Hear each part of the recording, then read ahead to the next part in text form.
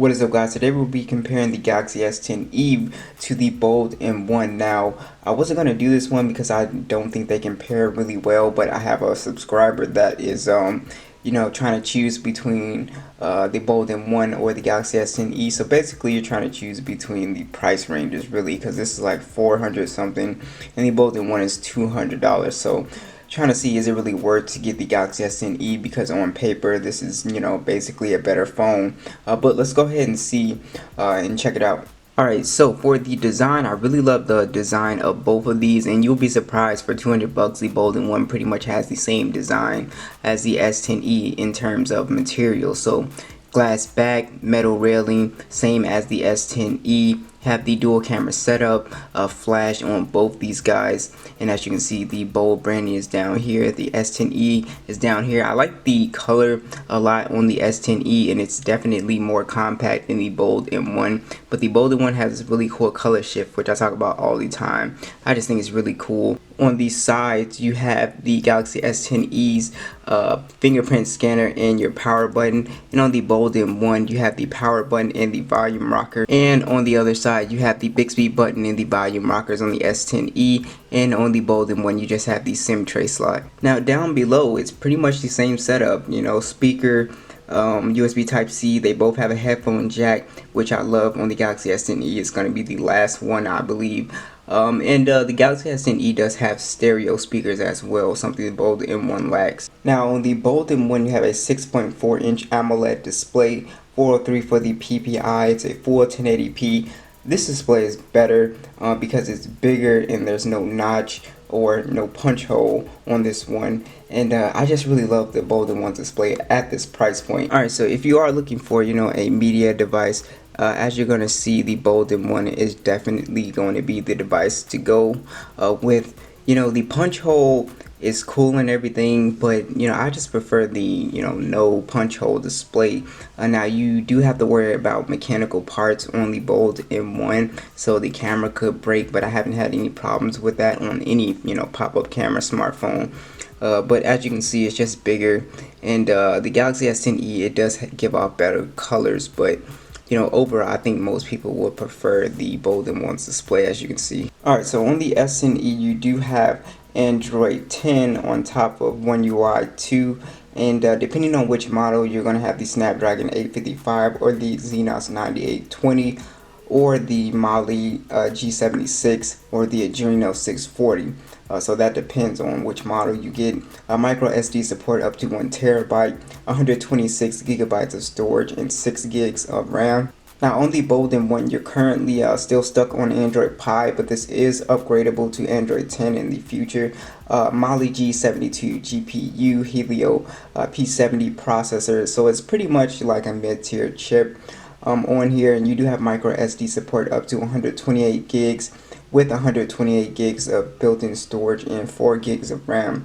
So as we can see, for storage, technically you do have more storage since you have the terabyte of storage on the Galaxy S10e. So if you're looking for maximum storage, this is going to win. And also you just have more RAM on the S10e as well, but remember that you're paying more for this phone as well, so keep that in mind. Performance wise, the Bold M1 doesn't really lag for me, and of course the S10e is not really gonna lag. And One UI 2.0 versus pretty much stock Android is really a preference, so you're gonna have to figure that out. This has a ton of features, but sometimes too many features can be kind of like overwhelming, I noticed, for some people, and some people just like the simple stock Android experience, so you're gonna have to figure that out. Alright, let's talk about cameras. So you do have a 12 megapixel and a 16 megapixel ultra wide that shoots in 2160p on the Galaxy S10e, which is great. I can tell you right off the bat, it takes better photos than the Bold M1. So if you're looking for a camera that's going to take excellent photos, the S10e is just really great. You do have that 10 megapixel selfie camera that also shoots in 2160p. Now on the Bold M1, for this price point, these cameras aren't too bad. You have a 16 megapixel and a 5 megapixel depth sensor, shoots in 1080p. The pop-up camera is always really cool to show off, shoots in 1080p. but it's definitely not going to take better photos than this S10e. The S10e is actually very good. Alright, so here is two stills, and the Bolden one actually did pretty good compared to the S10e, but when you do come into the photo, as you can see, that's when you start to see a difference with image quality and overall sharpness and color accuracy. The S10e is going to win, but as you can see, that Bolden 1 does a pretty good job. It just kind of softens when you zoom in. As you can see, you kind of lose detail, but it does a good job. Now, one of the things on the Bolden 1 is that they opted for the depth sensor instead of the wide angle. So as you can see, I took a picture of the wide angle. Look how much more content I was able to get in that shot. I was able to get so much more content. You cannot do that on the Bolden 1, so that is one thing to think about. Again, here is a picture of a pocket knife. As you can see, sharper overall, just more color accurate. It was just a straight point and shoot at the same time. So as you can see, not a huge difference, but if you're just looking for the overall better camera, you can definitely see the difference here. Now let's go ahead and run a speed test real quick. Cancel all those applications out. Let's do YouTube. 3, 2, 1.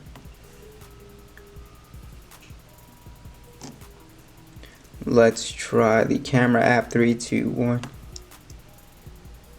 As you can see, they're both almost neck and neck pretty much. Let's go ahead and try Call of Duty Mobile. 3, 2, 1.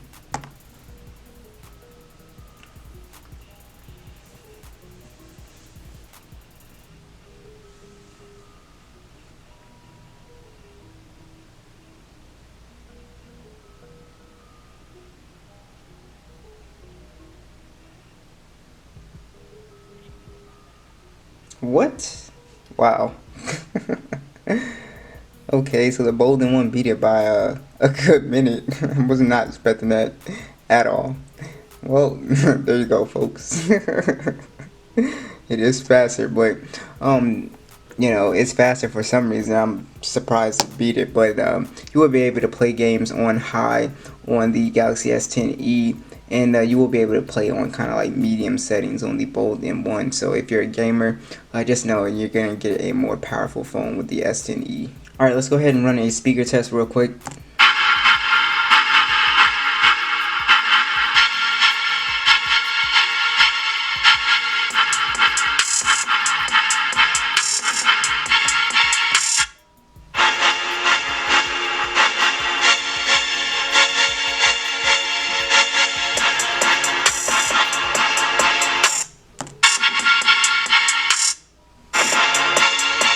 So it's almost like night and day in terms of quality. You're just getting a fuller, more punchier sound.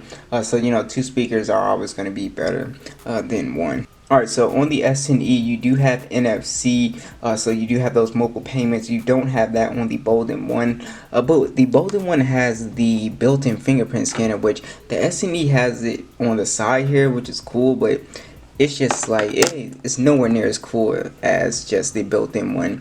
I'm sorry, but the built-in one is just so much more cooler, especially when you're trying to show it off to people.